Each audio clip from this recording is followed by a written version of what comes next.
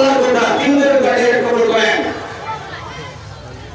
সমাজ হাজরে বলতে গেলে সেই কথা এই টিভি সংগঠনের মাধ্যমে ওয়াজের মাধ্যমে এবং তাবলীগ জামাতের মাধ্যমে আলিম জামাতের মাধ্যমে মানুষকে কোন দিকে যেতে হয়, জান্নাতের দিকে না জাহান্নামের দিকে?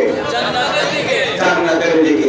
কোন কথা বলা হয়? বান্দারে নামাজ পড়ো, রোজা রাখো, হজ করো, হজ আদায় করো, যাকাত দাও, মিথ্যা বলো না, সুদ খেও না, এই সমস্ত কথাই তো বলা হয় না অন্য কোনো কথা বলা হয়? এই কথাই তো বলা হয়। আজকে মাসওয়াসের বেশি হচ্ছে, দিনী সংগঠনের কাজ বেশি, আজকে দেখা যায় মসজিদ মাদ্রাসার সংখ্যা বেশি, দিনের দাঁড়িয়ে সংখ্যা বেশি। এবার বলুন তো দেখি আপনারা, এত কিছু সব বেশি হওয়ার পরে বর্তমানে মানুষের মধ্যে নাফরমানির সংখ্যা বেশি না আগে বেশি ছিল? বর্তমানে বেশি না আগে বেশি? বর্তমানে নাফরমানির সংখ্যা বেশি। নামাজের সংখ্যা বর্তমানে বেশি না কম? কম। কেন? নাফরমানির সংখ্যা বর্তমানে বেশি কেন? সুদ খাওয়ার সংখ্যা বেশি না কম? কেন? বেপরদা মহিলাদের সংখ্যা বেশি না কম? কেন? হাসির গোলাপের জন্য বলছি না মুসলমান, হাসির জন্য আমি বলছি না। এখানে যত বান্দা বসে আছেন সব বান্দাই জানেন আমরা দুনিয়াতে নামাজ পড়তে হবে, নামাজ না পড়লে কবরের মধ্যে শাস্তি পেতে হবে। ওই কথা জানে না এমন কোন মুসলমান আপনাদের হাইলাকান্দি অঞ্চলে খুঁজে পাওয়া যাবে কি? কথা বলেন, পাওয়া যাবে? মনে পাওয়া যাবে। মুসলমানের সন্তান সব মুসলমান জানে নামাজ অবশ্যই পড়তে হবে। এখন যে ফরজ হুকুম কি তুই বলো, ওই মুসলমানের সন্তান যদি নামাজ ছাড়া চলে কেন? যাতে সে সুদ খাওয়া হারাম, কিন্তু এরপরে ওই মুসলমান সুদ খায় কেন? মুসলমান যেই ব্যক্তি নিজের বিবিকে বন্ধনের সাথে লাগিয়ে দেয়, ওই মানুষটা জানে সুদ খাওয়া গুনার কাজ, ওই মহিলাটাও জানে সুদ খাওয়া গুনার কাজ, কিন্তু এরপর বন্ধনের সাথে তাকে কেন থাকে?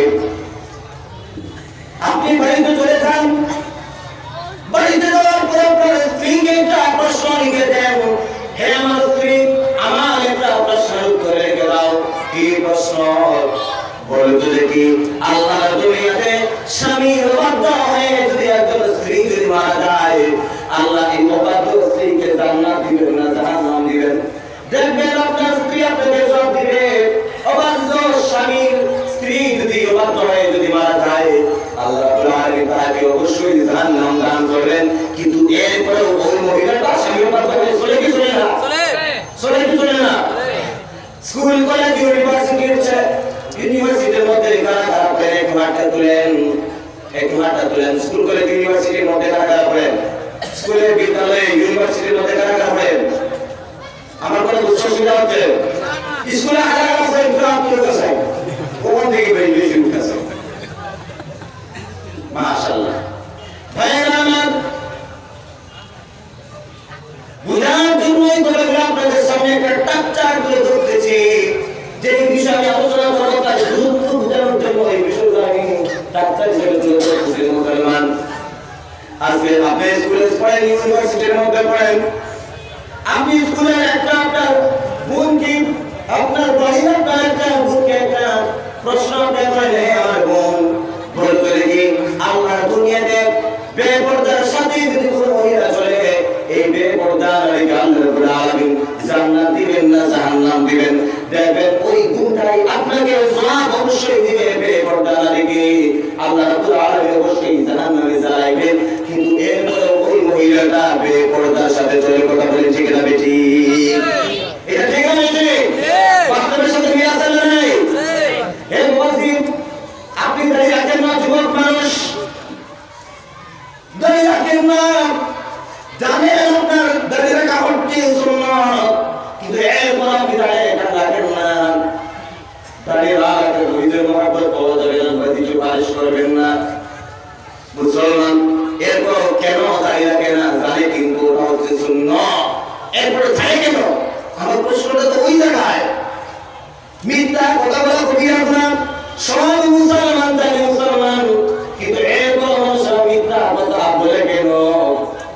আমি ক্ষুদ্র মানুষ, আমি একজন ছোট মানুষ, আমি তার খুঁজে পেয়েছি আল্লাহর দুনিয়াতে যত বান্দারা রয়েছেন ওই সমস্ত বান্দারা নামাজ ছাড়ার কারণ, রোজা ছাড়ার কারণ, মিথ্যা কথা বলার কারণ, সুদ খাওয়ার কারণ, বেপরদার সাথে চলার কারণ, দাড়ি রাখার কারণ, আল্লাহর নাফরমানি করার একমাত্র কারণ একটাই। কারণ কয়টা? একমাত্র কারণ এত আসোসিয়েশন, এত বয়ান, এত আপনার জামাত, এত আন্দোলন, এত কিছুর পরে তো মানুষের মধ্য থেকে দিনদারির সংখ্যা বেশি হওয়ার কথা ছিল, কিন্তু বর্তমানে কম কেন? কারণ শুধু একটাই। কারণ কয়টা? একটা। এই কারণ পরে আমি বলবো। কারণ কি? পরে বলবো, সব দিলাম গুরুত্বপূর্ণ না, পরে তো আপনারা বলবেন রসুল অহিংসা আসলে চলে যায়। কত বলেন ঠিক না? কিছু পরে বলবো, ঠিক আছে? কারণ কি? মানুষ পড়ে রাখে না, জানে কিন্তু পড়ে রাখে। আরে বেপরদার সাথে চলে যাবো, জানে পর্দা পড়ে রাখে না, ওই কেটনটা উজ্জ্বল করে দিচ্ছি।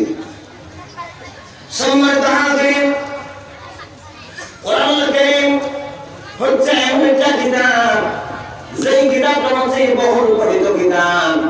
বলবেন হুজুর বহুল পঠিত কিতাব কেন? যে বইটা সবচেয়ে বেশি পড়া হয়, রিসার্চ করা হয়, গবেষণা করা হয়, ওই কিতাবটাকে বলা হয় বহুল পঠিত কিতাব। আল্লাহর দুনিয়াতে কোরআনুল কারীমকে নিয়ে যত বেশি পড়া হয়, রিসার্চ করা হয়, গবেষণা করা হয়, আল্লাহর দুনিয়াতে কোরআনুল কারীম ছাড়া দু নম্বর কোনো বই দুনিয়ার জমিনে নাই। বলে সুবহানাল্লাহ। মুসলমানের সন্তান, আজকে মুসলিমরা এই কোরআনকে বোঝার জন্য কোরআন নিয়ে বিশ্লেষণ করে, কোরআন নিয়ে চর্চা করে, কোরআনের মধ্যে ভুল ধরতে অনেক মানুষ চেষ্টা করে। আমেরিকার একজন বিজ্ঞানী আমাদের ডক্টর মরিস মোবাইলি, যিনি নাকি কোরআন হাকিমের মধ্যে ভুল ধরতে চেয়েছিলেন। আজকে আপনাদের এই দেশের মধ্যে একটা ছেলে রয়েছে, একটা মানুষ রয়েছে আমাদের ভারতবর্ষে, আমাদের আশেপাশে এক জায়গায়, যে আপনার কোরআনের মধ্যে ভুল ধরার চেষ্টা করে। বাস্তব সরাসরি আমি কোনো কথা বলবো না, আমার কথার মধ্যে অনেক ধরনের গন্ধ আপনারা পাবেন, বুঝার চেষ্টা করবেন।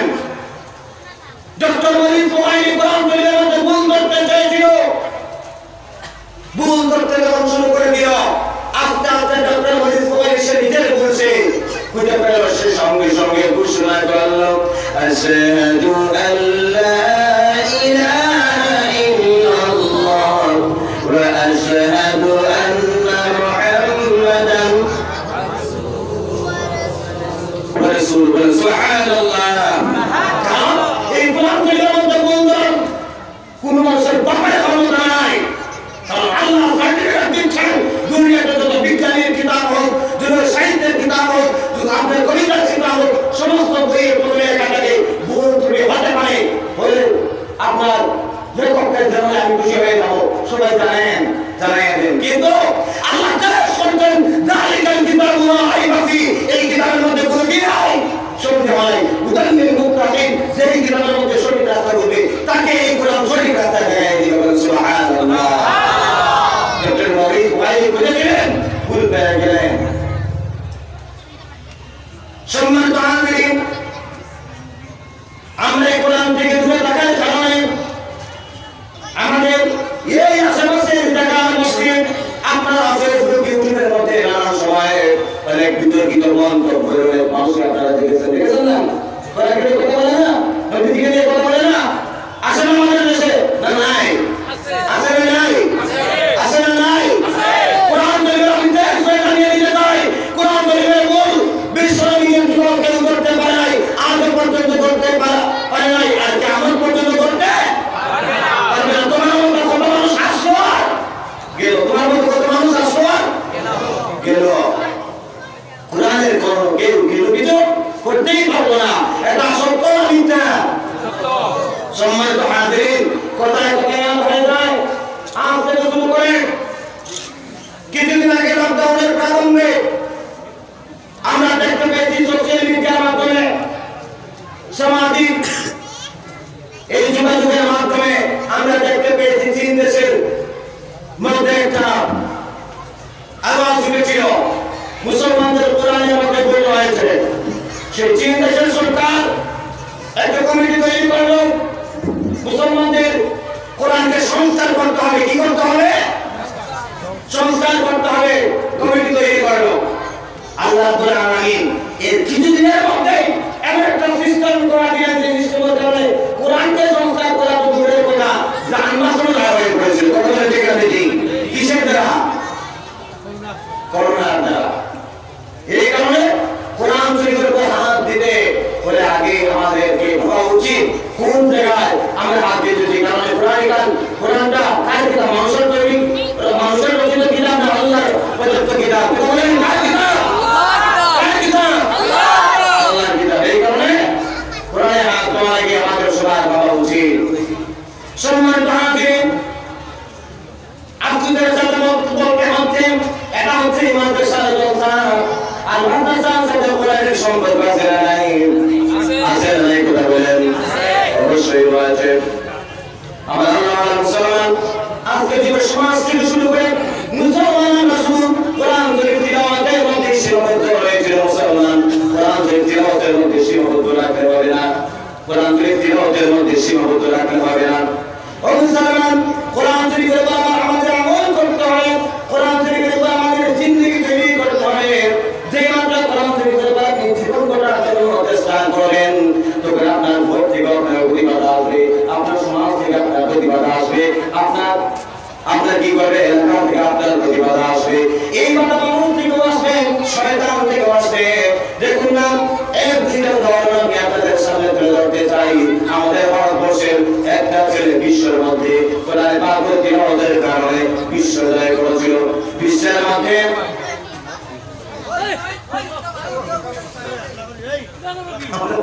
তাদের পছন্দ নেই আপনার কেন শুধুটা হবে না, কিন্তু মনটা গরম করে ফেলেছে।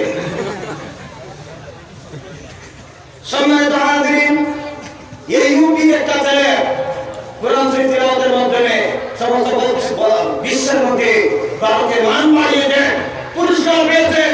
তিলাওয়াতের কারণে, পুরস্কার পাওয়ার কারণে ভারতবর্ষের মান বিশ্বের জন্য বাড়িয়েছে। এই ছেলের একটা সম্মান করা হয় আমাদের এই ভারতবর্ষে। এটা বাস্তব, এটা সত্য না মিথ্যা? জানেন আপনারা? ফেসবুকের মধ্যে, ইউটিউবের মধ্যে খবরটা দেখেন নাই? কতক্ষণ দেখছেন? হাত তুলেন। একদিনের মতো ভাই না। আমরা তো নিয়ে ব্যস্ত আছি ভাই, দিল্লি কৃষ্ণ আন্দোলনের খবর। ঠিক আছে? ঠিক আছে, ঠিক। এই সমস্ত খবর যদি ফেসবুক মধ্যে চলে যায়, আঙ্গুল দিয়ে এই যে ঠেলা মারিয়ে ঠেলা মারি মোটামুটি ভাবছে আর কিছু ব্যাপার না। এটা তো আল্লাহ ঠিক আছে নাই, ওটা বলে ঠিক আছে। ঠিক আমার আল্লাহ মুসলমান গভর্নমেন্ট কর্তৃক কোরআন তিলাওয়াতের কারণে সম্মান করা হয়। আমরা যদি আপনি সেই তিলাওয়াত করেন, এমন বেশি অসুবিধা হবে না, কারণ তিলাওয়াত করে শুধুমাত্র শোনানো হয়। কিন্তু যদি আপনি কোরআন মতো আপনার জীবনটা গঠন করে ফেলেন, আল্লাহ রাব্বুল আলামিন আপনাকে জান্নাতুল ফেরদৌসের মেহমান বানিয়ে দেবেন। সুবহানাল্লাহ। জীবন যদি গঠন করে ফেলেন, জান্নাতুল ফেরদৌসের মেহমান যদি আপনাদেরকে আমাকে আল্লাহ করেন, তাহলে বাধা আসবে দুই জায়গা থেকে। একটা হতে শয়তান থেকে বাধা আসবে, প্রথমত। আরেকটা হতে মানুষ থেকে বাধা আসবে। গভর্নমেন্ট থেকে সম্মান করা হলো, ওই ছেলেটাকে বাধা দেওয়া হলো, তুলে দেওয়া হলো। আর আবার অন্য শিক্ষা দেখা যায় আমাদের এই ভারতবর্ষে মাদ্রাসাগুলোর মধ্যে কোরআন শরীফের শিক্ষা দেওয়া হয় কি হয় না? কথা বলেন, হয় কি হয় না? এই মাদ্রাসাকে নষ্ট করার জন্য শয়তান কি চেষ্টা করে না? কথা আপনার বলে বুঝতে অসুবিধা হতে পারে। এই মাদ্রাসা নষ্ট করার জন্য শয়তান চেষ্টা করে না? মাদ্রাসার ভিতরে একটা মানুষ লেগে আছে না? মুসলমানের সন্তান এখান থেকে চলে যান পার্শ্ববর্তী হিন্দু একজন বয়স্ক মানুষকে যদি আপনি কেউ প্রশ্ন করেন, হে আমার দাদু বলতো দেখি শুধু কাল থেকে আপনি এখানে পড়া হয়েছে, আমার একটা প্রশ্নের উত্তর দিন। কি প্রশ্ন বলতো দেখি? আমাদের মাদ্রাসা সম্পর্কে যতটুকু আপনি জানেন, এই মাদ্রাসাগুলোর মধ্যে মানুষ সবার শিক্ষা দেওয়া হয় না মানুষ সবার শিক্ষা দেওয়া হয়? তো দেখো আপনাকে কি বলবে? এটা মোবাইল শিক্ষা দেওয়া হয় না মানুষ সবার শিক্ষা দেওয়া হয়? অবশ্যই আপনার এটা তো আপনাকে জবাব দেবে। অবশ্যই যতটুকু জানেন মুসলমান মাদ্রাসার মধ্যে মানুষ সবার শিক্ষা দেওয়া দেওয়া হয়, কথা বলেন ঠিক না বেটি? কারণ মাদ্রাসার মধ্যে মা-বাবার সাথে কেমন আচরণ করবেন এই শিক্ষা মাদ্রাসার মধ্যে দেওয়া হয়। মাদ্রাসার মধ্যে আমানতের শিক্ষা দেওয়া হয়, দিয়ানতের শিক্ষা দেওয়া হয়। মাদ্রাসার মধ্যে আপনার কি ধরনের শিক্ষা দেওয়া হয়? সুদ করার শিক্ষা দেওয়া হয় না, যেটা সেটা দাঁড়াইয়া প্রচার করার শিক্ষা দেওয়া হয় না, কথা বলেন ঠিক না বেটি? এই শিক্ষা যদি আপনি অর্জন করেন, আমানতের দিয়ানতের যদি শিক্ষা অর্জন করেন, হ্যাঁ, তাহলে ক্ষতি হবে কার? এক নম্বরে ক্ষতি হবে কার? কথা বলেন না কেন? শয়তানের ক্ষতি হবে না, শয়তানের ক্ষতি হবে না।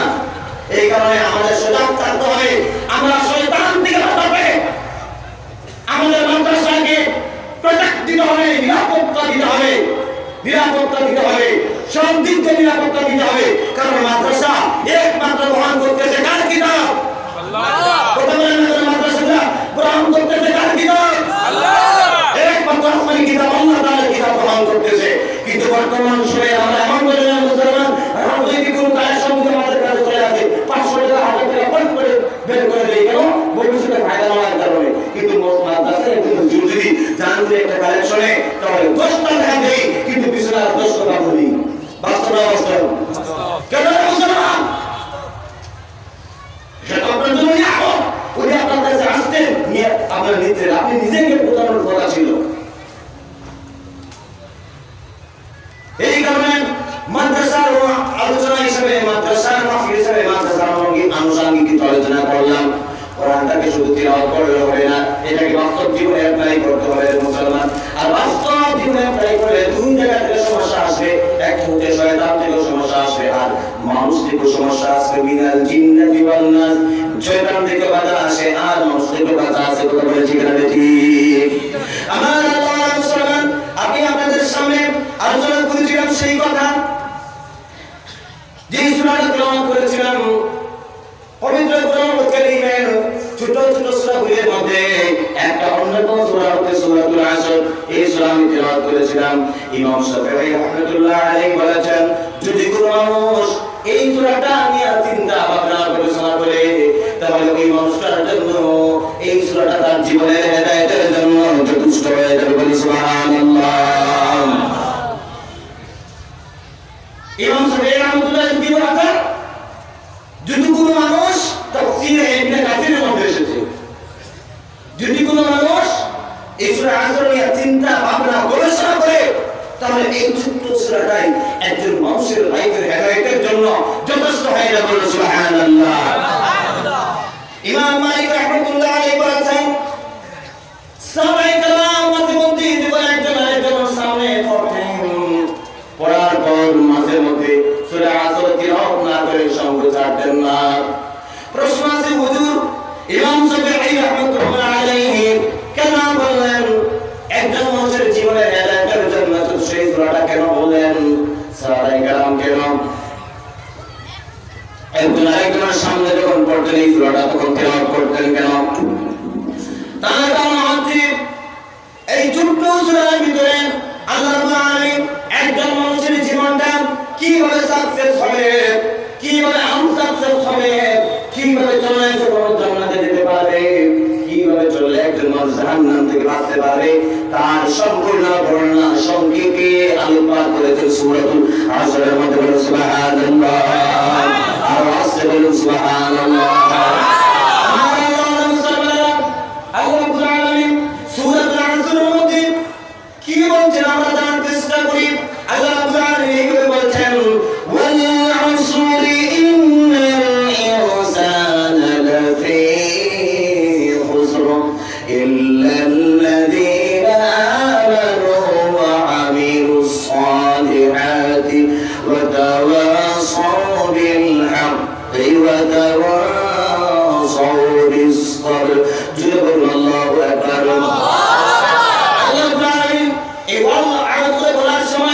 সর্বপ্রথম একটা শব্দ ব্যবহার করেছেন, অক্ষর ব্যবহার করেছেন ওয়াও। এই ওয়াওটা হচ্ছে তাসমিয়ার ওয়াও, কসমের জন্য আল্লাহ রাব্বুল আলামিন ব্যবহার করেছেন। প্রশ্ন আসে, কসমের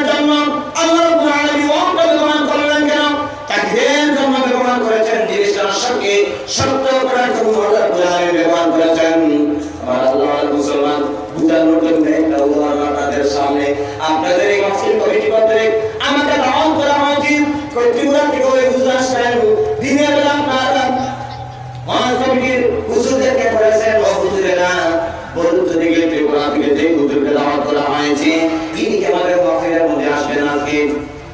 হুজুররা বলেছেন আপনি আসবেন। আবার আপনি প্রশ্ন করেছেন ও হুজুর ভালো করে বলুন উনি কি আমাদের মাহফিল সঠিকভাবে আসবেন কি আসবেন না? এরপর আপনার মাদ্রাসার হুজুরেরা আপনাদেরকে জবাব দিয়েছেন আল্লাহর কসম উনি আসবেন, বদরপুর এসে পৌঁছে গেছেন। আল্লাহর কসম বলা মাত্র আপনাদের আর কোনো প্রশ্ন করার প্রয়োজন হয়? কথা বুঝতে অসুবিধা হচ্ছে? প্রশ্ন করার কোনো প্রয়োজন হয়? সঙ্গে সঙ্গে 100% আপনি হয়ে যায় কি না? বিশ্বাস হয়ে যায় কি না? আচ্ছা বলছেন তো যায় কি যায় না? সম্মানিত হাজির, আমরা কিন্তু বর্তমান সময়ে পছন্দ করি। আমরা বর্তমানে দেখা যায় বর্তমানে এমন যুগ আমাদের সামনে, আমাদের ছেলে মেয়েরা স্কুলে যায়, ইউনিভার্সিটির মধ্যে যায়, কলেজে যায়, শিক্ষাঙ্গনে যায়, সেখানে যায় অন্য মানুষের তালে তাল মিলাইয়া, অন্য সম্প্রদায়ের মানুষের সাথে তাল মিলাইয়া আমাদের ছেলেরাও বিদ্যালয়ে যায়। তারা যেভাবে বিদ্যার পোষণ করে আজকের কাজ বোঝায় রাখার কারণ জন্যে আমাদের ছেলে মেয়েরাও বিদ্যার পোষণ করে কি করে না।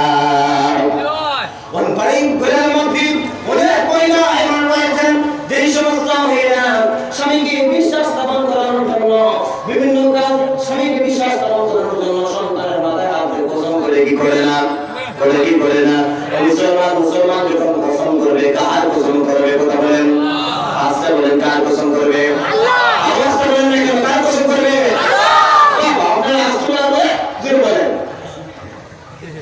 মুসলমান যখন কসম করবে আল্লাহর কসম করবে। আল্লাহর কসম ছাড়া অন্য জিনিসের কসম যদি মুসলমান করে, মুসলমানের যুবকেরা শুনে রাখো ওই কসমটা নেহাতে শিরিক হয়ে যাবে। আজ থেকে আমরা প্রতিজ্ঞাবদ্ধ হই যদি কোনো বিষয়ে আমাদের কসম করতে হয় আল্লাহ ছাড়া কোনো বিষয়ে কোরআন কারণের কসম করব না। করব আল্লাহ রাব্বুল আলামিন আল্লাহ তাআলা ছাড়া কোনো জিনিসের কসম করব না, সেই তৌফিক আমাদেরকে দান করে চলবে না। আমিন। এই করে তাহলে তো শিরিক হয়ে যাবে। আল্লাহ রাব্বুল আলামিন এখানে কিসের কসম করলেন, কিসের জন্য ওটা ব্যবহার করলেন, কিসের তাগিদের জন্য, কিসের তাগিদ আল্লাহ রাব্বুল আলামিন করলেন? ইনি যে বিষয়টা বড় বলবেন তার কসম করেছেন, তার যে সম্পর্কে যে বিষয়টা রয়েছে তার কসম করেছেন। আল্লাহ রাব্বুল আলামিন এখানে আসরের কসম করেছেন। আসর কথা হচ্ছে এই জায়গার মধ্যে আসর দিয়া কালকে বরাদ দেওয়া হয়েছে, সবাইকে বরাদ দেওয়া হয়েছে মুসলমান। আমার আল্লাহ মুসলমান ইমাম মালিক রাহমাতুল্লাহ আলাইহি বলেছেন কি আসর দিয়ে বরাদ দেওয়া হয়েছে আসরের সময় কি, কিন্তু আকসার মুফাসসিরিন কেরামগণ প্রথম যেই কথাটা বলেছে, আকসার মুফাসসিরিন কেরাম প্রথম যেই কথাটা বলেছে আসর দিয়ে কালকে সবাইকে বরাদ দিয়েছেন। সুবহানাল্লাহ। প্রশ্ন আসে হুজুর আল্লাহ রাব্বুল আলামিন সময়ের কসম করলেন কেন, কাজের কসম করলেন কেন? কারণ সময়টা হচ্ছে মানুষের জীবনের একটা মূল্যবান সম্পদ হয়েছে, তার জীবনের সময়ের। কারণ সময়ের সাথে সম্পর্ক রয়েছে মানুষের জীবনের, সময়ের সাথে সম্পর্ক রয়েছে মানুষের মৌতের, সময়ের সাথে সম্পর্ক রয়েছে জান্নাতে যাওয়ার, সময়ের সাথে সম্পর্ক রয়েছে মানুষের জাহান্নামে যাওয়ার, সময়ের সাথে সম্পর্ক রয়েছে ইতিহাসের, সময়ের সাথে সম্পর্ক রয়েছে ভবিষ্যতের, সময়ের সাথে সম্পর্ক রয়েছে লাইফটা সাকসেস করার, সময়ের সাথে সম্পর্ক রয়েছে লাইফটা সাকসেস করার।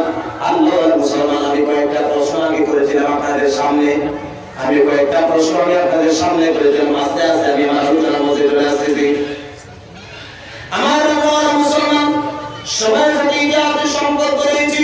ইতিহাস আপনাকে বলে দিবে কোনটা হক কোনটা বাতিল, কেমনে চলে আপনি সাকসেস হবেন, কেমনে চলে আপনি নাকাম হবেন, আপনি ধ্বংস হবেন, দুনিয়াও ধ্বংস হবে, আখিরাতও আপনার ধ্বংস হবে, কেমনে চলে ইতিহাস আপনাকে বলে দিবে। আল্লাহ রাব্বুল আলামিন কোন কারণে তার মখলুকাত বানিয়েছেন। একদিন জমিনের মধ্যে আসমান জমিন কোনো কিছু ছিল না, মুসলমান শুধুমাত্র ছিলেন। কে কথা বলেন? আরো জোরে বলেন না, কে ছিলেন? আর একদিন এই জমিনের মধ্যে জমিন আসমান মখলুকাত কোনো কিছু থাকবেন না। ফিরিস্তা জিবরাইল, আসাইল, ইসরাফিল, মিকাইল কেউ থাকবেন না, শুধুমাত্র থাকবেন কে? আল্লাহ।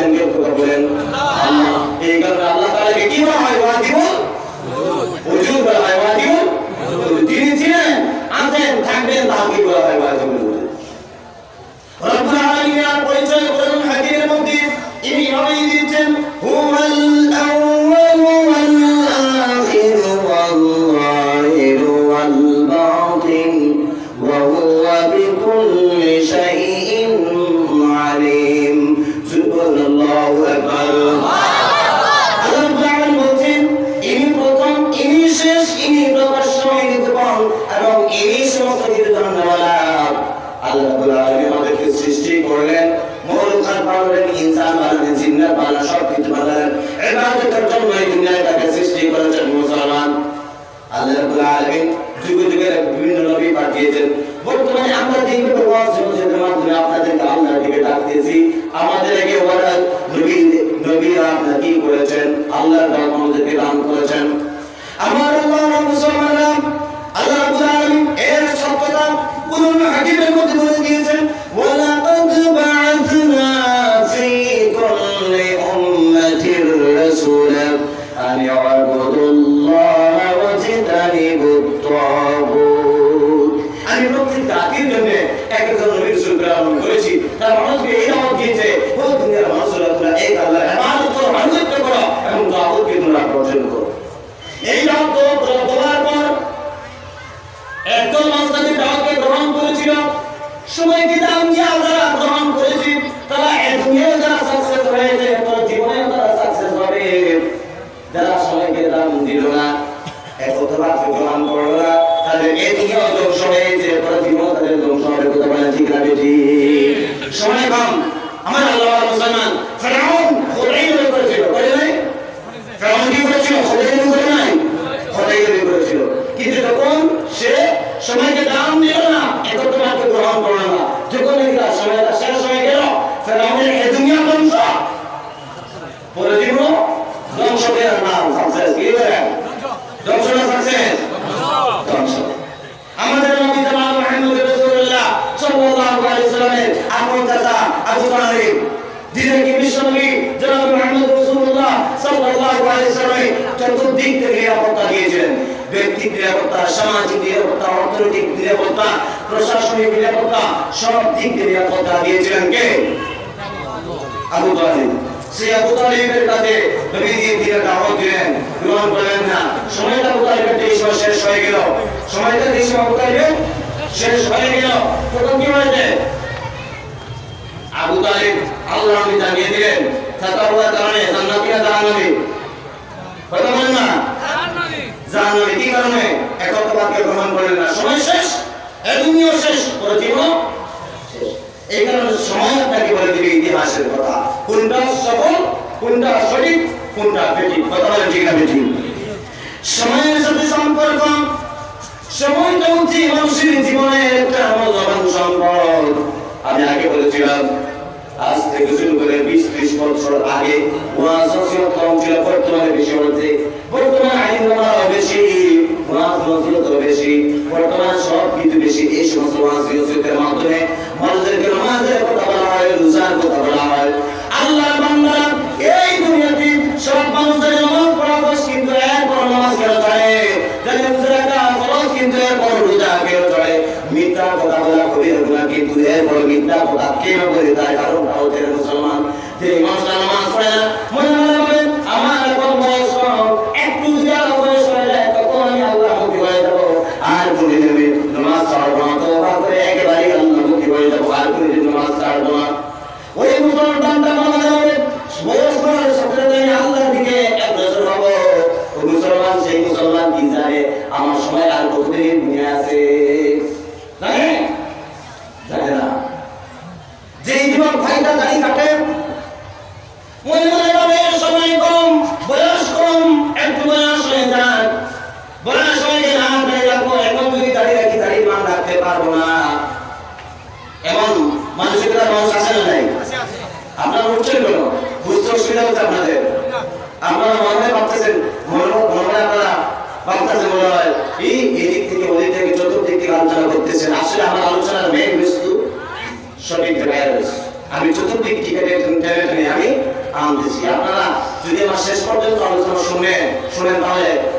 অবশ্যই তারা মিল পাবেন। প্রথম থেকে শেষ পর্যন্ত সবকিছু একটা মিল রয়েছে। সম্মানিত হাজিরিন, তো যেই মানুষটা দাঁড়িয়ে রাখার মনে মনে ভাবে বয়স হয়ে যান, তুমি দাঁড়িয়ে রাখবে, তুমি দাঁড়িয়ে কি দাঁড়িয়ে মান রাখতে পারবো না। ওই যে যুবক ভাইটা দাঁড়িয়ে রাখে না, উনি কি জানেন আমি 60 বছর বাদ উনি কি জানেন? সময় সম্পর্কে ওনার ধারণা নাই, কখন না জানি না সময়টা শেষ হয়ে যাবে। ওই কারণে উনি এমন আচরণ করেন যে মুসলমান সবাই ধারণা নেই। সেই মহিলা পর্দার সাথে চলে মনে ভাবে পর্দা করা ফরজ, কিন্তু জানি পর্দা ছাড়া চলছি, কারণ একটু বয়স হয়ে যাক আমি আর পর্দা ছাড়বো না, পর্দার সাথে চলবো। সময় সম্পর্কে ধারণা নাই বলে মানুষটা মনটা করে এই কথা সত্য মিথ্যা সবার মনের মধ্যে এই ধারণা আছে না নাই? সুদ খাওয়া জানে কিন্তু এখন সুদ খায়, হারাম কিন্তু সুদ খায়। কেন? মনে ভাবে আমার জন্য এই কারণে পাচ্ছি, হ্যাঁ একদিন আমি তওবা করবো, আর কোনদিন সুদ খাইবো না, ছেড়ে দেবো। তাহলে এই তওবার সুযোগটা কিনতে পারে? এই সময়ের ধারণা নাই বলে উনি এই সমস্ত বাজারের মধ্যে লিপ্ত। কথা বলেন ঠিক আমি ঠিক? আমার আল্লাহ মুসলমানেরা, আমি আলোচনা শৌখিন করছি, লম্বা আলোচনা বিশ্লেষণ করে আপনাদের সামনে আলোচনা করবো না। বলতে চাই একটা কথা, শুধুমাত্র সময়টা হচ্ছে মানুষের জীবনের মূল্যবান সম্পদ। কেন বললাম? একজন আল্লাহওয়ালা মানুষ, ফিরে মানুষ, নমাজি মানুষ, মুত্তাকি মানুষ মারা যাওয়ার পর আল্লাহ তাকে জান্নাত দিবেন না জাহান্নাম দিবেন? আস্তে বলেন জান্নাত না জাহান্নাম? আর আস্তে বলেন জান্নাত না জাহান্নাম? জান্নাত দান করবেন আল্লাহ, আমাদের আল্লাহ রাব্বুল আলামিন জান্নাত দান করবেন। জান্নাতে যাওয়ার পর জান্নাতি মানুষেরা জান্নাতের সব নিয়ামত দান করেন, জান্নাতি ফল পাইবেন, জান্নাতি হুর পাইবেন। এমনকি হুর আল্লাহ রাব্বুল আলামিন সরাসরি জান্নাতীদেরকে দেখা দান করবেন। সুবহানাল্লাহ, রাসূল সুবহানাল্লাহ। জান্নাতীরা জান্নাতে যাওয়ার পর জান্নাতের সব নিয়ামত দান করেন, জান্নাতি ফল পাইবেন, ফুল পাইবেন, হুর পাইবেন, সব পাইবেন। আল্লাহ দেখবেন, দেখার পর বলুন তাই এই জান্নাতি মানুষের মনের মধ্যে আর কোনো আফসোস থাকার কথা না?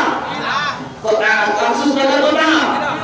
আফসোস থাকার কথা না, কিন্তু থাকবেই। জান্নাতীরা ভালো করে শুনুন, জান্নাতীরা জান্নাতে যাওয়ার পর একটা শুধুমাত্র জিনিসের জন্য আফসোস করবে, একটা জিনিসের জন্য আফসোস করবে। কি সেই জিনিস? জান্নাতীরা জান্নাতে যাওয়ার পর শুধুমাত্র এক জিনিসের জন্য আফসোস করে, আরে দুনিয়াতে যে সময়টা আমি হেলায় কাটাইছিলাম, ওই সময়টা যদি তাসবিহ পড়তাম, ওই সময়টা যদি আল্লাহর কোরআনে পাকের তিলাওয়াত করতাম, ওই সময়টা যদি নামাজ পড়তাম, জিকির করতাম, তাহলে জান্নাতের মধ্যে আরো বেশি বেশি নিয়ামত লাভ করতাম। সুবহানাল্লাহ, আর সুবহানাল্লাহ। কিসের জন্য আফসোস করবে? দুনিয়ার সময়ের জন্য। এই কারণে সময় হচ্ছে মানুষের জীবনে মূল্যবান সম্পদ। আমি আজকে আপনাদের কাছে এই সূরা কি কারণে বলতেছি, কারণ আজকে আমাদের যুব সমাজ, আজকে আমাদের যুবতী সমাজ, আমি যেটা শুরু করে আমরা আমাদের সময়কে মোবাইলের, ইউটিউবের মধ্যে, ফেসবুকের মধ্যে, খেলাধুলার মধ্যে অপচয় করে আজকে আমরা দিন দিন দর্শন দিকে এখন কি করতে পারেন? ঠিক আছে কি দিন দিন আমরা ওকে বুঝলে মুসলমান। এই কারণে সময়টা যদি আমরা কিমতি ভাবে দাম দিই, তাহলে মুসলমান কোনো সময় নামাজ থাকতে পারে না, মুসলমান কোনো সময় আপনার কি চিন্তা করে মানতে পারে না, শুরু করে মানতে না, বেপরদার সাথে চলতে পারে না, যদি সময়ের গুরুত্ব সে বুঝতে নেয়। আর এই সময়টা যদি আমার দুনিয়ার কাছে যদি দেহ হয়ে যায়, ব্যবসায় করতে এটা হতে হয়, বিল্ডিং বানাইতে পারে, চাকরি থেকে আমি আর সময়ের পর আলোবা বিশ্লেষণ করবো না, যেহেতু সমস্ত জোড়া হয়ে গেছে, আলোচনা করে শেষ করতে পারবো না। সম্মানিত হাজিরিন, আল্লাহ রাব্বুল আলামিন সময়ের কসম করে বলেন, ইন্নাল ইনসানা লাফি খুসর, অবশ্যই বিশ্ববাসী সব মানুষেরা ক্ষতিগ্রস্ত। কি বিশ্বের সব মানুষ ক্ষতিগ্রস্ত? এখানে লক্ষ্য বিষয় হচ্ছে আরেকটা, আল্লাহ রাব্বুল আলামিন আর ইনসান লাফি খুসর বলতে পারতেন, কিন্তু তার আগে ইন্না শব্দ ব্যবহার করেছেন, এটাকেও তানজিদের জন্য ব্যবহার করেছেন। অবশ্যই বিশ্বের সব মানুষ ক্ষতিগ্রস্ত। এখানে আরেকটা বিষয় লক্ষণীয়, আল্লাহ রাব্বুল আলামিন এখানে শব্দকে ব্যবহার করতে পারতেন। মুসলিম শব্দের কোরআন শরীফের মধ্যে রয়েছে ইন্নাল মুসলিমুনা ফি খুসরিন, আপনার খুসরিন অবশ্যই দুনিয়ার সব মুসলমানরা ক্ষতিগ্রস্ত বলতে পারতেন, কিন্তু মুসলমানদের কথা আলাদা করলেন না, কারণ আল্লাহর সৃষ্ট জীব আমরা মুসলমানরা যেইভাবে আল্লাহর সৃষ্ট, হিন্দুরা আল্লাহর সৃষ্ট, খ্রিস্টানরা আল্লাহর সৃষ্ট। আল্লাহ যখন হেদায়েতের জন্য কথা বলবেন তখন সৃষ্ট জীবকে নিয়ে কথা বলবেন। এই কারণে আল্লাহ রাব্বুল আলামিন ইনসান শব্দ ব্যবহার করেছেন ইন্নাল ইনসানা লাফি খুসরিন, অবশ্যই বিশ্বের সব মানুষ ক্ষতিগ্রস্ত, বিশ্বের সব মানুষ ক্ষতিগ্রস্ত। এই আয়াতটা নিয়ে বিশ্লেষণ করব না, আল্লাহ তৌফিক দিলে ভবিষ্যতে এই ধরনের আয়াতগুলো নিয়ে একটা লম্বা চড়া বিশ্লেষণ করব ইনশাআল্লাহ। সম্মানিত হাজিরিন, এই ক্ষতিগ্রস্ত বলার পর আল্লাহ রাব্বুল আলামিন বলে দিলেন ইল্লাল্লাযীনা আমানু ওয়া আমিলুস সালিহাতি ওয়া তাওয়াসাউ বিল হাক্কি ওয়া তাওয়াসাউ বিস সাবর। ইল্লাল্লাযীনা আমানু, ক্ষতি থেকে শুধুমাত্র ক্ষতিগ্রস্ত নয়, যারা আল্লাহর ঈমান এনেছে। চারটা দল গেল ঘোরার করবেন, চারটা আপনার গুণ বলে দিলেন, এই চারটা গুণ যাদের মধ্যে পাওয়া যাবে তারা ক্ষতি থেকে বেঁচে গেল। এই চারটা গুণের মধ্যে এক নম্বর গুণ বললেন আমল, যারা ঈমান এনেছে কাহার উপর বলেন, ঈমান এনেছে কাহার উপর? আল্লাহর উপর। হুজুর এতক্ষণ আপনি যে আলোচনা করলেন, হুজুর আমরা তো বেঁচে গেছি কি কারণে? আমরা তো ঈমান এনেছি আল্লাহর উপর, আল্লাহর উপর কথা বলেন, ঠিক না বেটি? আপনি যে বললেন আপনি ঈমান এনেছেন আল্লাহ তাআলার উপরে, আজকে আমরা এমন ধরনের ঈমানদার, যদি আপনাকে আমাকে প্রশ্ন করা হয় হোয়াট ইজ ঈমান, হোয়াট মিন্স ঈমান, ঈমান অর্থ কি, ঈমান কাকে বলে বলুন তো দেখি, ঈমান কাকে বলে? বর্তমান আমরা যে ঈমানদার, এটা হচ্ছে ধারাবাহিক ঈমানদার, যারা মুসলমান ছিলেন বা মুসলমান, আমিও মুসলমান, ধারাবাহিক ঈমানদার। আজকে মুসলমানের দিবস না, আজকে হুজুর করে অনেক বয়স সমান সবয়স বাবাজি। ধরুন আপনাকে আপনার পাশের বাড়ি একজন হিন্দু মামু যদি আপনাকে জিজ্ঞাসা করে মুসলমান বা ঈমানদার ভাই তোমার ঈমান সম্পর্কে আমার জানা মনে মধ্যে আকাঙ্ক্ষা হয়েছে, বলুন তো দেখি ঈমান কাকে বলে? আজকে ওই হিন্দু ভাই বোনটাকে বুঝবার মতন জ্ঞান অধিকাংশ মুসলমানের নাই, কথা বলছি কেন? ঠিক যারাই বলবে আমরা আমরা করে বলবে, আমরা আমরা করে বলবে, সঠিক করে বলতে পারবে না ঈমান কাকে বলে। মুসলমান দুনিয়ার সব ধরনের জ্ঞান আমাদের কাছে রয়েছে, কিন্তু ঈমান কাকে বলে ওইটার জ্ঞান নাই। তুমি স্কুলে পড়ো, ইউনিভার্সিটির মধ্যে পড়ো, কালকে যদি একটা হিন্দু ভাই তোমার যদি প্রশ্ন করে ফেলে ঈমান কাকে বলে, বলো তো দেখি তোমার ঈমান জানা, তোমার ঈমান জানার চেষ্টা আমার হচ্ছে। আজকে হিন্দু ভাই বোনকে বুঝবার মতন জ্ঞান অধিকাংশ মুসলমানের নাই। এটা বাস্তব বাস্তব। মুসলমান ঈমান বলা হচ্ছে তিনটা জিনিসের সমষ্টিগত নাম হচ্ছে ঈমান। তাসদীক বিল জানানি বিল লিসান আমাল বিল আরকান, দিল দিয়ে বিশ্বাস করা, জবান দিয়ে স্বীকার করা, আমল করা, এই তিনটা জিনিসে মেলা হয় ঈমান। প্রশ্ন আসে হুজুর দিল দিয়ে বিশ্বাস করা, কাকে বিশ্বাস করা, কেমন করে বিশ্বাস করা, কেমন করে বিশ্বাস করা, নানান ধরনের প্রশ্ন থেকে সামনে চলে আসে, কথা বলেন ঠিক না বেশি? আল্লাহ মুসলমান একটা মাত্র ছোট্ট একটা উদাহরণ দিব আপনাদের সামনে। ছোট্টবেলায় মক্তবের মধ্যে পড়েছিলাম, এই সময় আমরা তো ছিলাম, বুঝার মতো জ্ঞান ছিল না। ছোটবেলা মক্তবের মধ্যে পড়েছিলাম আমানতু বিল্লাহি ওয়া মালাইকাতিহি ওয়া কুতুবিহি ওয়া রুসুলিহি ওয়াল ইয়াউমিল আখির। পড়ি কি পড়ি নাই? কেন প্রশ্নের পাত্রে এই আতুলগুলো বলতেছেন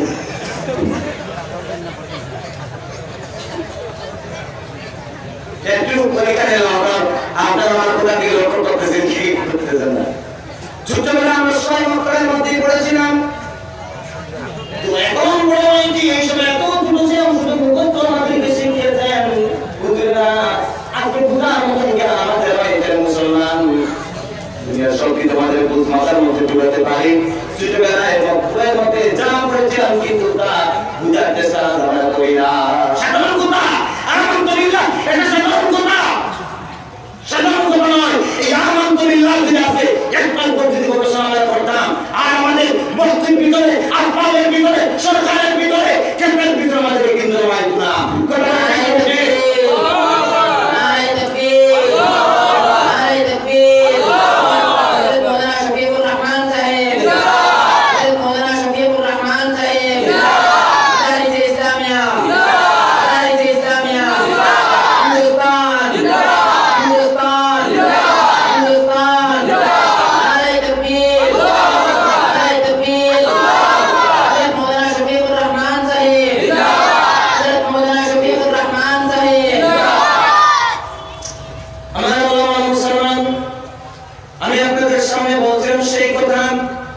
মতো ইমানের দুর্বল অবস্থা আমি আপনাদের সামনে তুলে ধরতেছি মুসলমান বুঝার জন্য এই কথাগুলো বলতেছি।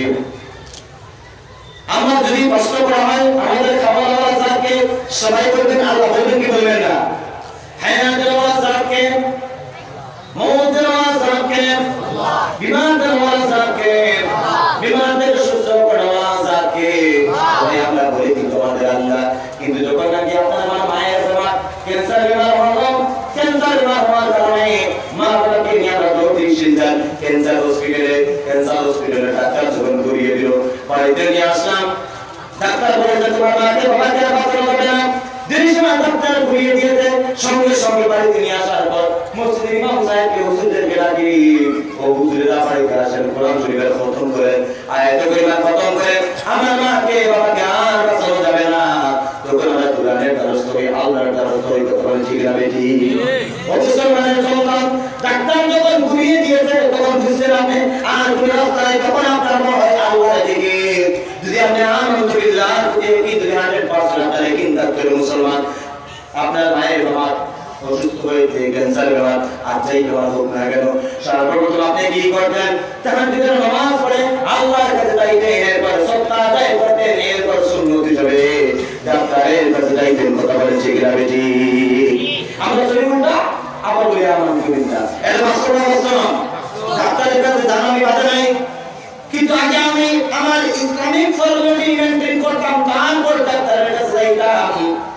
কিন্তু আমার ইসলামিক ফর্মালিটি আমরা মেইনটেইন করি যখন দুনিয়ার রাস্তা বন্ধ হয়ে যায় সেই সময় মুসলমান আমি ইমানের লম্বা চড়া আলোচনা করবো না, এই ইমানের উপর যদি আলোচনা করি অনেক সময়ের প্রয়োজন। শুধুমাত্র এই কথা বলতে চাই ইমানের হালত বর্তমানে দুর্বল অবস্থা, এই দুর্বল অবস্থা থেকে আমাদের সচেতন করতে হবে। এই সচেতন করতে হবে আমাদের লেকচারের মাধ্যমে ইমানটা সচেতন করা সম্ভব নয়, একটা ডাক্তার যদি তুলে ধরা যায় এই ইমান সচেতন হতে হবে কিভাবে আপনার ইমান চলে আসে, যেইভাবে সাহাবায়ে কেরাম বিশ্বনবীর কাছ থেকে ইমান শিখেছেন। আজ দুনিয়াতে বিশ্বনবী নাই, ওয়ারাসাতুল আম্বিয়া দুনিয়ার গুনায় গুনায় ছিটিয়ে রয়েছেন, তাদের কাছ থেকে আমরা আমাদের এক দুই করে আমরা আমাদের ইমান শিখবো ইনশাআল্লাহ।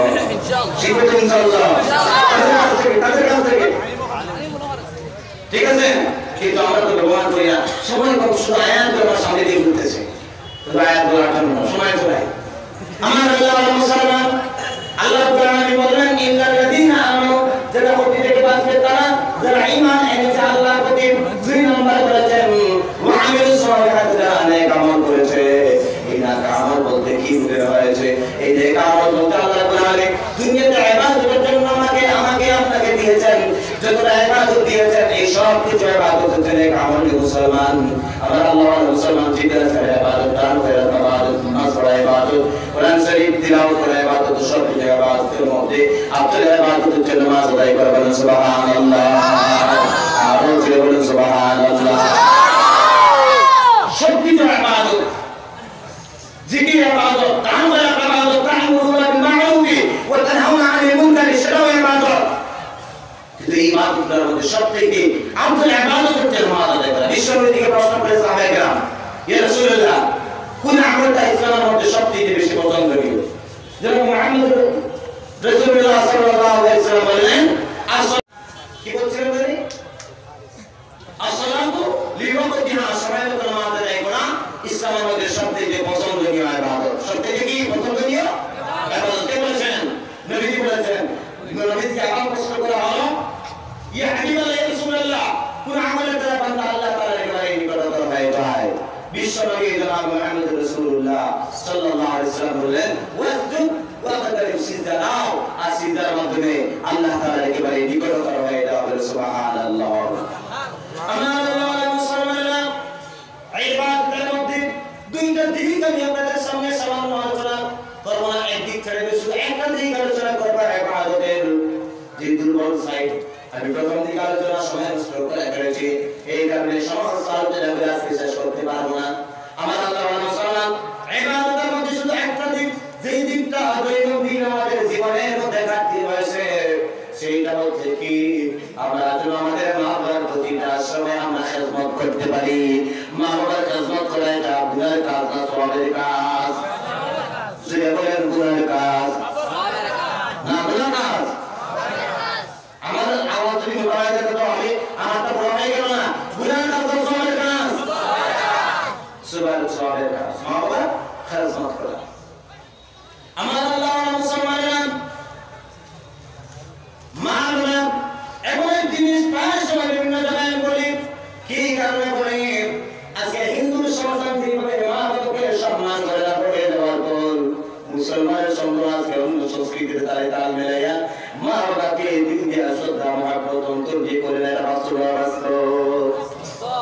আল্লাহ রাব্বুল আলামিন কোরআনুল হাকীমের মধ্যে যত জায়গায় মা বাবার কথা বলেছেন তার মধ্যে অধিকাংশ জায়গায় ইবাদতের পরে মা বাবার কথা বলেছেন, যত জায়গায় ইবাদতের কথা বলেছেন আল্লাহ রাব্বুল আলামিন কোরআনুল হাকীমের মধ্যে ঘোষণা করেন ওয়া কাযা রাব্বুকা আল্লা তা'বুদু ইল্লা ইয়্যাহু ওয়া বিল ওয়ালিদাইনি ইহসানা। আল্লাহ রাব্বুল আলামিন বলেন আমার আদালত থেকে ফয়সালা তোমরা আমার ইবাদতের পর তোমরা তোমাদের মা বাবার ihsan করবে, সম্মান করবে, তাদেরকে ভালোবাসবে। সাধারণ কথা, কিছুদিন আগে লকডাউন ছিল না? একটা সময় লকডাউন ছিল না? এলাকায় লকডাউন আছে বলে জানি হাত তুলে তো।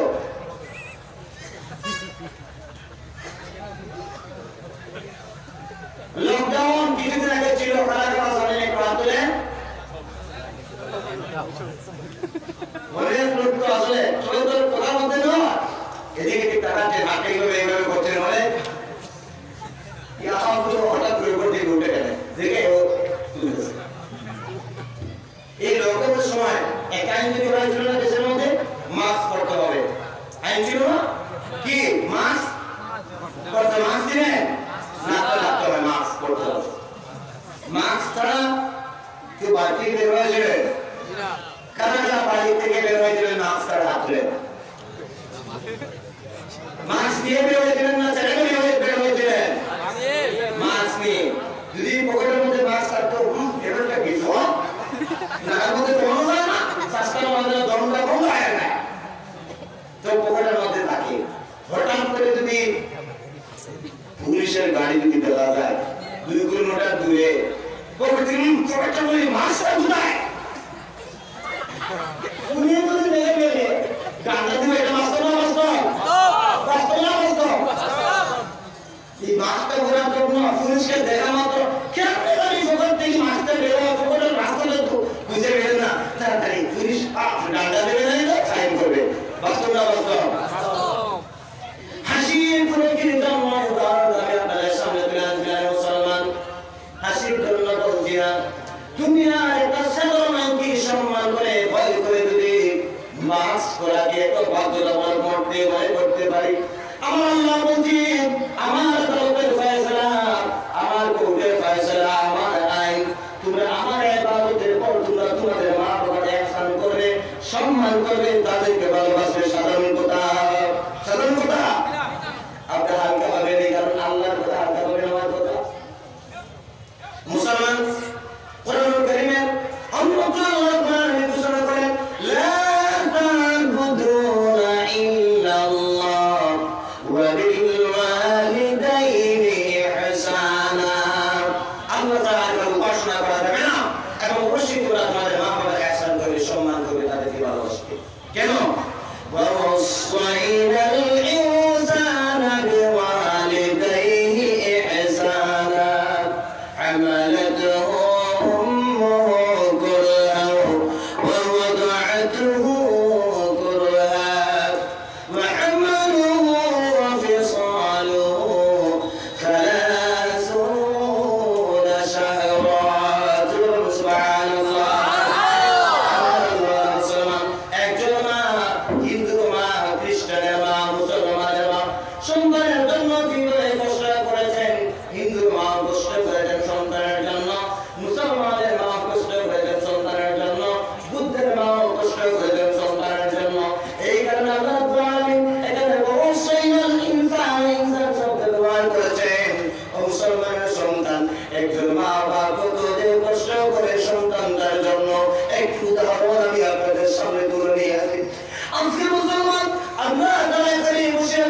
আমাদের সবার পকেটের মধ্যে 1000 2000 5000 টাকার নোট আছে না নাই? আমরা আসতে বলে আছে না নাই? অবশ্যই আপনারা আমাদের সবার কাছে টাকা পয়সা বর্তমানে পাওয়া যায়, কিন্তু আজকে থেকে আমরা অনেক দিন আগে যখন ছোট ছিলাম আমরা আমাদের পকেটের মধ্যে বাবা বর্তমান ছিল কি ছিল না? ছিল। একটু সবাই কথা বলবেন, এদিকে কেন না তাকবীর আল্লাহু আকবার ভাই ভাই কিছু না লোক চাল করতেছেন না, নারে তাকবীর আল্লাহু আকবার নারে তাকবীর আল্লাহু আকবার। সমান হাজে একটু সময় এদিকটা দিকে সবাই খেয়াল রাখবেন গভীরভাবে। আমি যেহেতু মা বাবার কথাগুলো বলতেছি, এটা শোনার প্রয়োজন, বাস্তবের সাথে মিলাই আমি কয়েকটা কথা বলতে চাই, আপনারা এই কথাগুলো শোনান, এদিকে সবাই খেয়াল রাখবেন, কেউ এদিকে দিক তাকাবেন না। সবার চোখ কোন দিকে? সবার দিক কোন দিকে? আমি বর্তমানে আয়নার সামনে বসে আছি, আয়নার দিকে যদি তাকান তাহলে আপনার ব্যক্তিক চরিত্রটা আপনার চোখের সামনে প্রকাশ পেয়ে যাবে। আমার মুসলমানেরা, বর্তমানে আমাদের সবার কাছে টাকা পয়সা রয়েছে। আজ থেকে শুরু করে অনেক দিন আগে যখন আমরা ছোট ছিলাম, আমাদের সবার ঘরের মধ্যে অভাব ছিল। আমাদের মা বাবা কত কষ্ট করে আপনাকে লালন পালন করেছে, একটু ইয়াদ করুন সেই দিনকার কথা। মুসলমানের সন্তান, যেই দিন আপনি ছোট ছিলেন, আপনার বাবা আপনাকে নিয়ে কত আশা করেছিলেন, স্বপ্ন দেখেছিলেন, কত অনাদারি কষ্ট করেছিলেন। মুসলমান, মনে করুন এই দিন সেই দিনকার কথা। একদিন আপনি বাবাকে বলেছিলেন ঈদের বেলা, বাবা যান আব্বা যান, গত বছর ঈদের দিন আপনি আমাকে নতুন কাপড় দাও নাই, পাশের বাড়ির বেটা তার ছেলেকে নতুন কাপড় দিয়েছে, আপনি আমাকে নতুন কাপড় দাও নাই। এইবার যদি নতুন কাপড় না দাও তাহলে আমি কোনো সময় ঈদ গায়ে যাবো, আমাকে নতুন কাপড় দিতেই হবে। আপনার বাবা ছিলেন গরিব মানুষ, আপনাকে বুঝলেন আমার ছেলে ওই বাবার টাকা পয়সা রয়েছে, সে তার সন্তানকে দিয়েছে, তোর বাবা আমি গরিব, আমার কাছে টাকা পয়সা নাই। আমি বাবা তোকে কথা দিচ্ছি, আগামী বছর আমি তোকে অবশ্যই ঈদের দিন নতুন কাপড় দান করবো। আপনি তখন ছোট মানুষ ছিলেন না মুসলমান, ছোট তাওয়ার কারণে আপনার বাবার সাথে কত রাত করেছেন, সেই সময় না আমাকে দিতেই হবে। ওই কথা বলে আপনি বাবার সামনে থেকে চলে গেছেন, আপনি তাকায় দেখছিলেন কি, আপনি যাওয়ার পর আপনার বাবার মনের অবস্থাটা কি হয়েছিল। আরে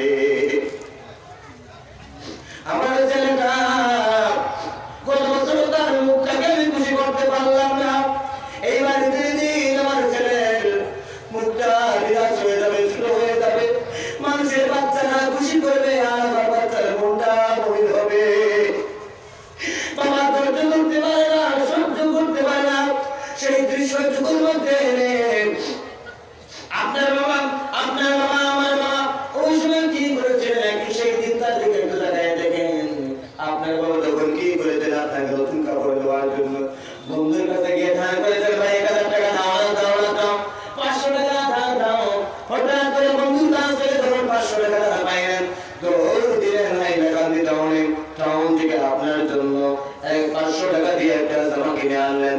রাস্তার ডান থেকে ডান দিলেন, হে আমার সন্তান দেখ, তোর জন্য আমি নতুন জামা কিনে আনছি। ওই দিন জামা পায়া আপনি যতটুকু খুশি হয়েছিলেন মুসলমান, আপনার এই খুশির ভিতর যারা দেখি আপনার বাবাই লাগিয়ে দিয়ে মানুষের কাছে হাত পেতে দিলেন, সেই লোকটা আপনার খুশি মুখ থেকে সঙ্গে সঙ্গে ভুলে ফেলছিলেন। সুবহানাল্লাহ। মুসলমান, সেই দিনকে আপনি লক্ষ্য করে দিলেন, সেই দিন আপনার বাবা মসজিদের কাছে দিয়েছিলেন আপনাকে নতুন জামা কিনে দেওয়ার জন্য। ওই দিন যেই জুতাটা পরে, যেই স্যান্ডেলটা পরে ওই মানুষটার কাছে গিয়েছিলেন, ওই মানুষটার পায়ে যেই স্যান্ডেলটা পরে গিয়েছিলেন, বাবার ওই স্যান্ডেলটা ছিল তার দিয়ে সেলাই করা। মুসলমানের সন্তান, আপনি কি লক্ষ্য করেছিলেন বাবা যেদিন গায়ে গিয়েছিলেন, ওই দিন যে কাপড়টা পরে গিয়েছিলেন, এই কাপড়টা ছিল 8-10 বছর আগের পুরান। বাবা এদিকে ঠিকঠাক সবসময় মেয়াদানি চুরির দিকে থাকে। মুসলমানের সন্তান না পরে আমাদেরকে পড়াইছে, না খেয়ে আমাদেরকে কামাইছে, বাজার থেকে আপেল আঙ্গুর কিনে নিলে বাবা মা খায় না। আজকে মানুষের কাছে টাকা পয়সা আছে, আগে ওগুলো জিনিস কম কিনে নিতেন। বাবা মা চাইতো না আমার একবার খাইছে, পরবর্তী আরো খাবে। মুসলমান, আজকে আপনাকে বড় হয়েছি, টাকা পয়সা বেশি করতেছি, আজকে আপনার আমার মা বাবা বয়স হয়ে গেছে, আজকে আপনি আমি বাজারে যাই, আপনার আঙ্গুল কিনে আনি, নিজের বাচ্চাকে নিজের সন্তানকে বিবিকে নিয়ে খাওয়া দাওয়া করি, একটা বার মায়ের বাবার কোথায় করি না। তারা একবার ছোট বয়সে খেতে পারলেন না, বড় হয়ে তারা খেতে পারেন না। আপনি বাজারে যান, বাজারে যান, আপনি তাদের জন্য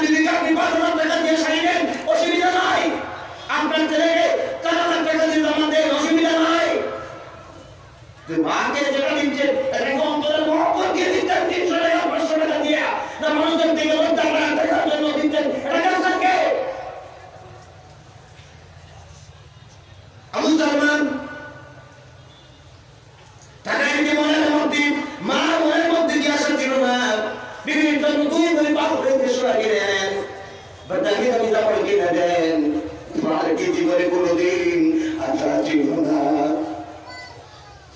মুসলমানের সন্তান মনে রাখবেন, নিজের ব্যবহার থেকে নিজের চলাফেরা থেকে মা বাবার মনে যদি কষ্ট লেগে যায়, ওই কষ্টটা আপনার জীবন ধ্বংসের কারণ হয়ে যাবে। মা বাবা যদি আপনাদের জন্য মুখ দিয়া দোয়া করার প্রয়োজন নয়, দিল দিয়া যদি দোয়া করে মুসলমান, তাহলে আপনার জীবনটা সাকসেস হয়ে যাবে। সুবহানাল্লাহ। এই কারণে বলে কোনদিন মা বাবাকে দুঃখ দিবেন না। এখন অনেক বান্ধব রয়েছে, আজকে মা বাবার কথা বলা মাত্র তাদের মনটা হাউমাউ করে কেঁদে উঠতেছে, হাউমাউ করে কেঁদে উঠতেছে। যারা এখানে আছেন, যাদের মা বাবা দুনিয়াতে নাই, আমি মুসাফির মানুষ, আমার কিন্তু আলোচনা শেষ করি নাই। যেহেতু মাদ্রাসার জলসা, আমি মুসাফির মানুষ, নবীজির কথা মুসাফিরের দোয়া ডাইরেক্ট আল্লাহর দরবারে পৌঁছে যায়। আমি একটা মানুষকে সাক্ষী বানাও, মুসাফির মানুষ আল্লাহর কাছে চাইব। এমন কোন বান্দা আছে যিনি এক নম্বর আল্লাহর নবীর বাগানের হেফাজতের জন্য, আল্লাহর নবীর বাগানের হেফাজতের জন্য 20,000